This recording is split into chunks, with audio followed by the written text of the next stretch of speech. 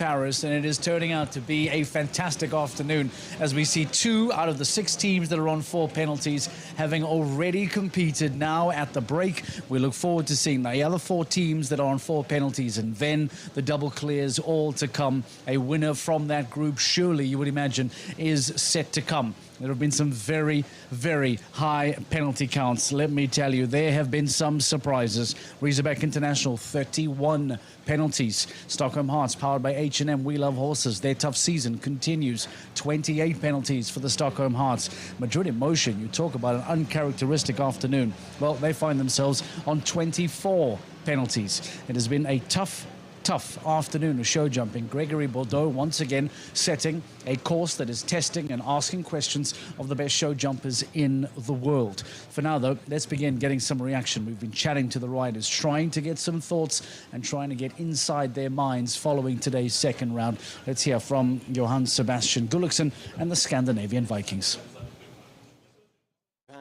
A tough weekend for the Scandinavian Vikings. What do you put it down to? No, I will say, okay, the first round I only had an 8-year-old.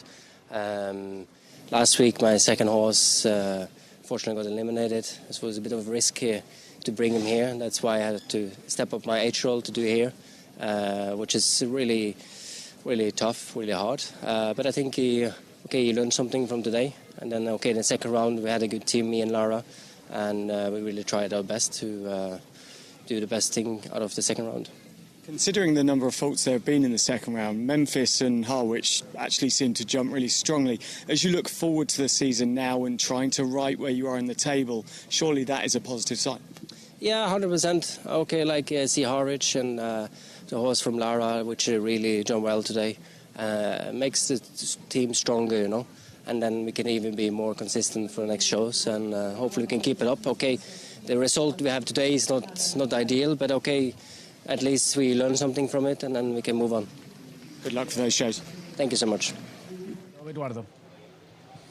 Thoughts of Scandinavian Vikings man Johan Sebastian Gulliksen giving us some feedback. It has been a tough afternoon as Dan Strange, our journalist on the ground, gets some feedback for the Vikings. What they need to be very, very careful of as the rest of the season unfolds is slipping into that battle for last place. I remind you, a brand new rule in 2025. The last place team is not going to go to the GC Prague playoffs. They will not compete in the GCL Super Cup at all. And at the moment, Paris Panthers, who are in that fight, are double clear. They're looking very good for championship points. The Scandinavian Vikings, however, who are flirting with that battle after a heavy penalty count now in Paris, they do not want to be in that conversation. Let's get some more reaction. Mexico Amigos find themselves, as it stands, provisionally in second place. That will, of course, change as the rest of the afternoon unfolds. But as it stands, provisionally second. Let's hear from Mexico Amigos. Eduardo, for Mexico Amigos, a really strong second round. How did you see it? Frustrating, obviously, having the second last down. Yeah, I'm at the same time frustrated, but I'm so happy with my mare. We have her since she's 4 years old. She came a very long way. This is her only third mere 60 round. Her second was last week in the Saint-Tropez Grand Prix. I had the last fence, and then the before last today. The line it came really short for her. The Liverpool is under the Oxer, which she's really careful. So she went even more up, and then she didn't get to the back rail, but it was my fault. I should have gave her more room and more leg. But I'm happy with her, and I'm motivated for tomorrow. Across the team, Mexico Amigos seem to be consistently jumping well. Different riders, different weeks often. Kun tonight going clear really does help you, though, in terms of where you may end up. Yeah, I think for sure. You know, this is all the horses have been jumping good, but we are missing more clears, starting from myself. So I think we also have young horses on the line, and I'm really positive for the next part of the season. Thanks for your time. Thank you. All right, let's get some more reaction from GCL round 2 as we continue. The thoughts then of Eduardo Pereira, the managers from Mexico Amigos. A good performance, I imagine, all round for them to find themselves provisionally in second place. But as we point out, they will start to fall down that championship table, at least that stage table, as the rest of the evening unfolds. There have been some penalty counts creeping up, as we said, some uncharacteristically high penalty counts from some teams here this afternoon. Let's get the thoughts then from New York Empire, who on 19 penalties now find themselves in third place. Dennis Lynch on Mr. Bombastic on 3 penalties, and Casina and Spencer Smith coming home on 12. It takes their overall tally to 19. Let's hear from Dennis Lynch. Dennis, a very difficult course out there tonight. Can you give your analysis of it? Because just 3 time faults, so you had a good round.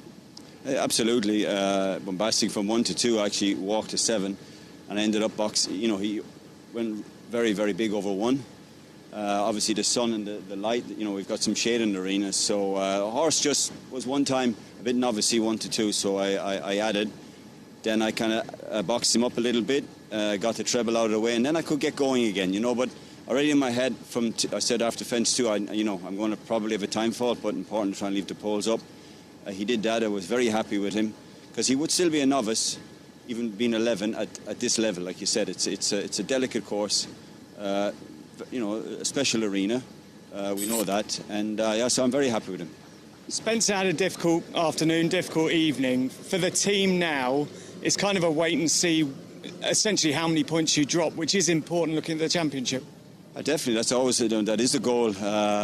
Sadly, we weren't great again today. I think in the last couple of weeks, also in Canada, the last time I was there, time falls cost us again. But that's how it is. Most important thing is to stay focused. I felt my horse jumped great, as he did in Cannes. So I only can do the things I can control, and I'll keep, you know, trying to have my horses jumping as best as possible, and then hopefully things will turn our way in the next couple of weeks and months. And but the most important thing is to stay focused. And you know, like I said, I've never won anything in my life without touching a pole. So you know, hopefully things will come more our way in the next weeks and months ahead. Thanks, Dennis. Thank you very much.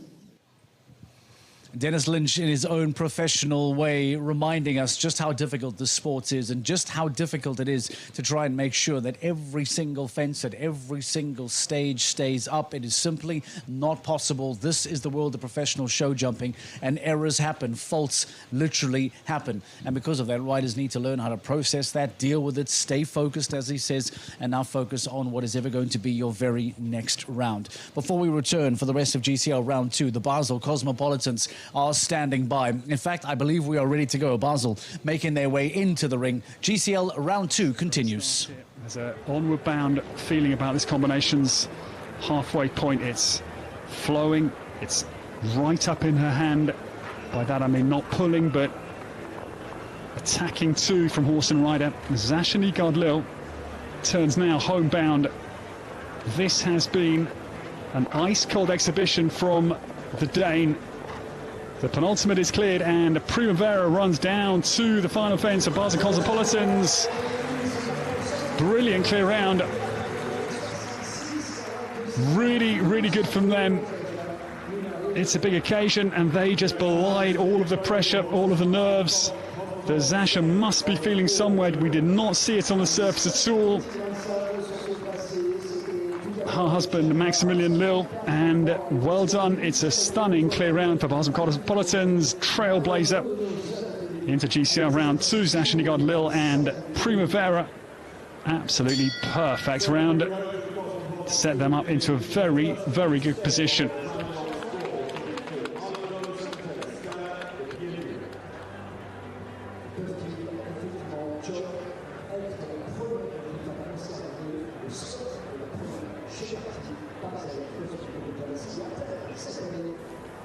The next to come, we welcome Malamodolo Zanotelli, and this man, he won the Grand Prix here in 2022 on the Longines Global Champions Tour.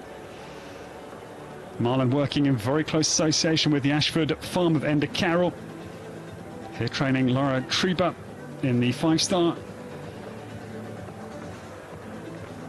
Michael Cristofoletti trains Jana Vargas also here, and Ashford Farm really exploding on the world scene, and the Caros horses sold far and wide. And this man, one of their great ambassadors. Now Marlon spins back, left-handed. This is Scala du Pied-Rousset for him. Co-owned by Ashford Farm and Jérôme Guéry. The mistakes coming into middle as well of the GCL line. Marlon will then refocus down to the GC plank. Pan American double gold medal winner Sirène de la Motte in Lima, Peru 2019. He's based at Excel with Angelica, but as I say, in very close association with Ashford Farm, giving him this wonderful horse supply plentifully. Little rattle into the Longines double, but it stays. But the first combination, I'm afraid, the downfall tonight for Marlon Morelos Zanotelli and Scala du Pied-Rousset. But let's not forget this mare, she's only 9 years of age, and I haven't declared that, so if you didn't know that, I gave you nothing you could have forgotten. So apologies for the oversight. That is critical information to have omitted from my description. So good effort from this young man in the smooth hands of Marlon Morelos Zanotelli. It is 5A and B. 8 penalties for Marlon Morelos Zanotelli for the Basel Cosmopolitans. What a clear round from Sasha Newgard-Lille, by the way. That keeps Basel on 12 penalties. But the rest of these teams on 4, and those on double clear are next to come. Falcons Round United with the very informed Gilles Thomas and Marcus Eining are the next team in. If you want to watch the rest of GCL Round 2 live from Paris, make sure you come through and sign up for a GCTV Live Pass and join us for the climax of GCL Round 2.